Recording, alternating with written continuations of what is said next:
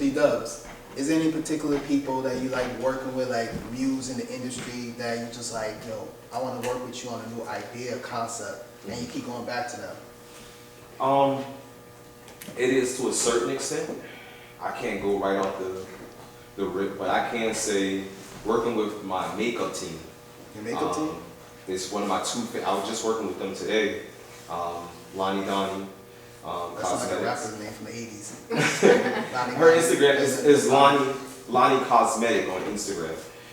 And I just call her Lonnie Donnie, going from there. And then D Rose, which is a hairstylist. Okay. I think hers is D Rose 3213 or 3212, something like that in that area. But I love working with those two makeup teams like all the time. They really help pull out the visions and things like that.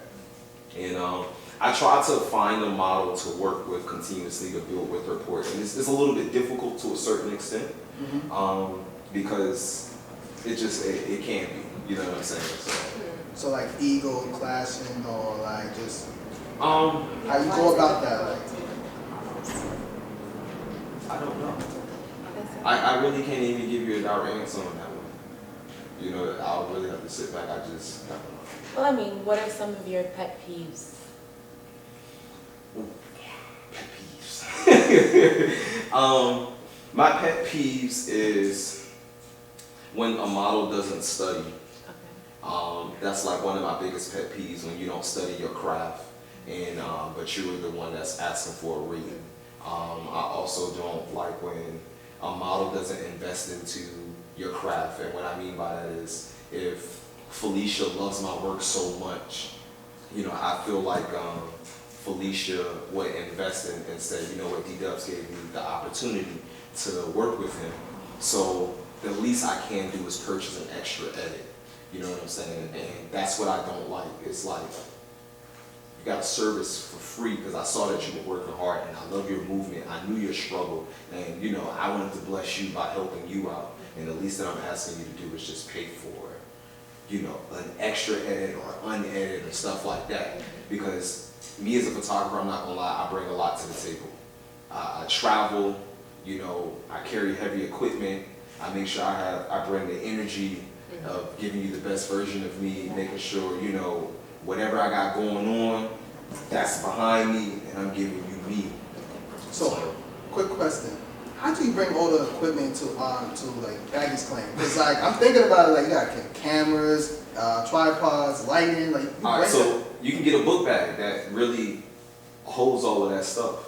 Just go to B&H and tell them what you carry. That's exactly what I did. I'm not gonna lie. I mean, if we take it all the way back when I first started, man, I went from carrying a suitcase to a book bag, from a book bag to a duffel bag, and then I finally just said, you know what? I'm gonna take my little $150 and I'm gonna go get a real book bag. Yeah, because I'm not about to be out here with no duffel bag. Yeah. You know what I'm saying? Looking like I'm an amateur out this joint.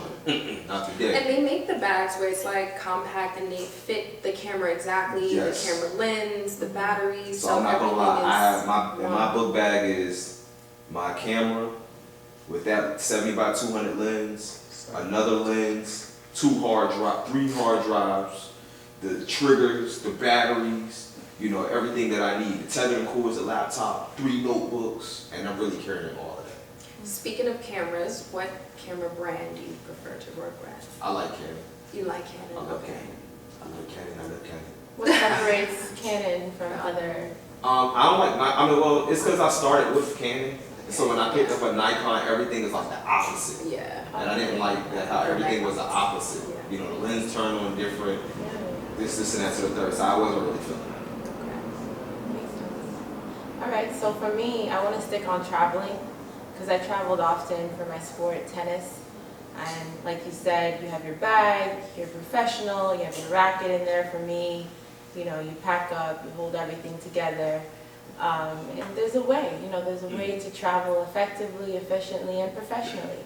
So is there some advice on people, photographers that are looking to travel and start making their money overseas and, you know, doing a lot more traveling? I'm not on the overseas wave yet. I'm going to be there 2020 though. Oh, way to go. I think I'm going to take my first trip in November with a photographer named like Shan. Cheyenne? Yeah, he comes, so I model in South Africa. I go every 6 months, and he comes there very often because all the top models go there to shoot. So you'll get some really good work with him. Yeah, so that little rig I saw up there, I was like, Yeah. B-Dub's gonna be there. So South Africa is the I don't know where we Barbados, I think, or the Bahamas it was. It was one of the two, Barbados or Bahamas. That he's going to in November. Yeah, I was just like, I'm he gonna does take the small trip. trips, yeah. So as far as traveling though, apps is the route to go. And write down stuff. Yeah. You can really, you got go-to bus. Chinese bus is like $30-$35. You know what I'm saying? You got planes, you got cheap airfares, you just gotta catch them.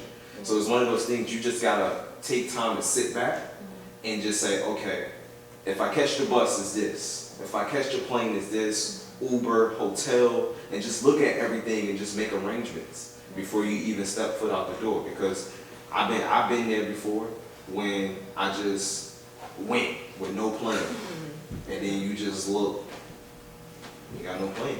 Right. You know, so you all over the place, especially with all of the stuff I'm carrying. Yeah, no, I asked that question because a lot of people do things with apprehension where they're doing well locally and they could do well nationally and maybe overseas, but they're a bit scared of traveling because they don't know how to pretty much manage themselves. Yeah, that, and they're comfortable in the lane that they're in. I always told myself that. Yeah. They're comfortable being locally where they're at. And I always said when Love and Hip Hop used to come on and Jasmin used to be up there like, I want to be international known, baby. And I was just like, I said, you know what? I want to be internationally known. How about that? I'm about to start traveling. Same for me. So I just started saying, you know what? I'm gonna come to you. I'm gonna make it to you. Yeah. You ain't gotta come to me. I'm gonna come to you. Yeah. You know what I'm saying? And You took it to the next level. Like that's Uber photography right now. pretty much. Yeah. That's why people are like, yo, you just took a 15. I just got here this morning. What are you talking about? I'll leave tomorrow. So it's just one of those things. I just get up. I mean, I'm gonna go get it. I'm gonna execute. I'm gonna get it done. I'm not gonna sit here and I'm not scared to flop. Right. You know, and I'll figure it out. You only get one life. You know what I'm saying? At least I want to be able to say I did it versus saying I didn't do it and I wish I'd done it. Because there's still a lot of stuff you sit back now in your life and you just say, man, I wish I would have done that. That's a gem right there. Yeah. So therefore, I look at it like now. I'm like, yo, I'm gonna do it. Right. I'm gonna take. If I fail, I fail. If I win, I win. At least I got a story to tell with it. Have you always been? Oh, go ahead. I respect that and I can relate to it because when I started out in the industry, it was difficult here in America, because there's so much competition, not only with other women outside of my ethnicity, but within it, because they're only looking for that one token black girl. So I was like, I don't understand why it's such a struggle here, so I'm gonna branch out, and that's what I did. I started going to South Africa, I went to Europe, and then I went to Turkey, and it just hit for me. And this is where I landed all my bigger jobs, BMW, Bentley, it just came. And then I came back here and everything flowed. So sometimes it is easier to break away and do things on your own in different places, come back so people can really see this is what I'm capable of. You see like that with the military. Yeah. And you said, have I always been like that? I haven't always been like that. It was just when you just sit back and you just in your creative space, you start thinking. And then you hear other people's stories, and if you're shooting a lot of models on a daily basis and or talking to a lot of them, everybody has a story. You just sit back and be like, okay, I'm not gonna do that. I'm gonna do this. I'm not gonna do that. And I just start looking at stuff, and like I said, I like competition. So I want to be great at what I do, and I always look at all of my flaws, and I say, okay, let's make a difference and make a change. We're not gonna sit here and cry about it. We're gonna make a difference and make a change. So you say you love competition, right? What is something that keeps you in the game? Keep your mental straight so that you never be off the game. People watching me just like you are. People are counting on me. The same way I'm counting on myself, people are counting on me, and that's my fans. You're counting on me to do bigger and do better. And I don't want to let you down, and I don't want to let myself down.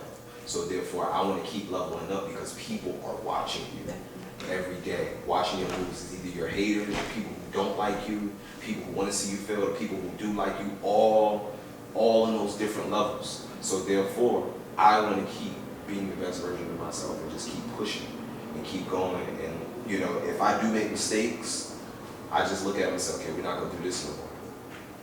We're not going to start doing this.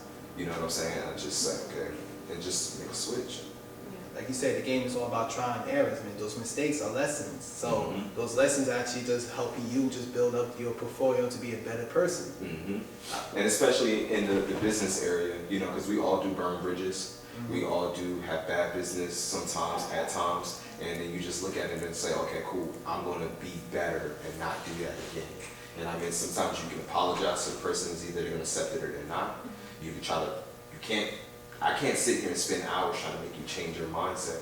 It's either you're going to get it or you don't. But I can't sit here and be like, look, come on, I didn't mean it like that. You got time for that. You know, life is still going. It's either they're going to understand and just sweep it under the rug and say, okay, cool. Cool. Anybody got any last remarks or questions before we start wrapping up? Are we ready at the last? No, it's the weekend. No, I mean, you shared some serious gems. I mean, not only for photographers, but I just love how you are really sharing with us some information that can help everybody in their own endeavors, you know. So it's really nice that you are giving us some gems on value. And this is what I'm taking off of this. So on value, on creating relationship, and on traveling. So for me, that's what I got out of it.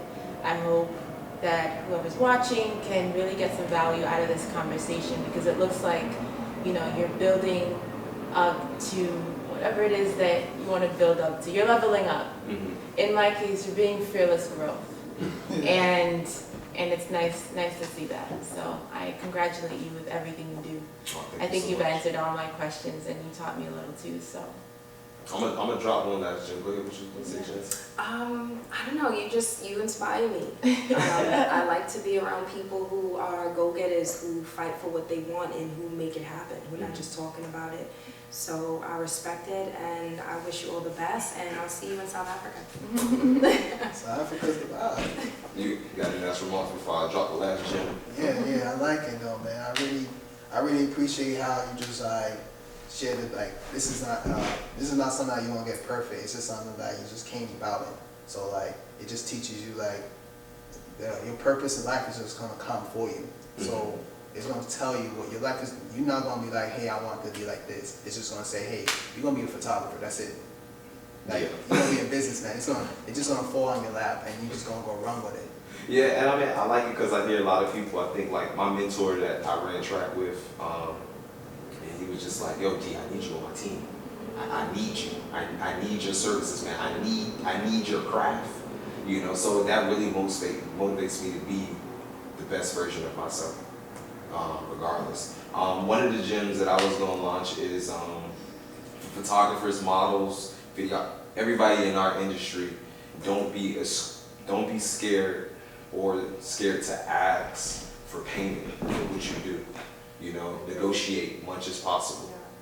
You can negotiate much as possible, and just ask for if you need something. And I always one thing I tell photographers, you can get paid by your collaborations. It's all about how you do your business with it. And that's the same thing with models. You can simply get paid by your collaborations. Negotiate, you know, much as possible, you know, if needed. Don't sit there and just accept it. You know what I'm saying? So before we close out the show, I want you to drop a little more information on how people can find out about your photography school. All right, so I'm about to start a couple events. I hope I don't say it. Well, you know what? Because even if people try to do it, they can't do it better than D-Dubs. So I want to start going into this 2020 with beauty social classes, and just pretty much an event space for people to meet other makeup artists and designers and things like that, and stylists. I also want to have photography classes, teaching photographers how to get paid off of collaborations, and not mainly, a lot of photographers right now have it where either they're like 35 and up, and they're making it right now because they've been in it for 10 years, and they're like at that level now, like, yo, I only learned how to make $2,000, $6,000. I know how to make the corporate accounts, which is really, really dope. But let's get back to the people. You know, I want to be that person to help others make help others correct the mistakes that they have made, that I have made by starting when I got into this industry.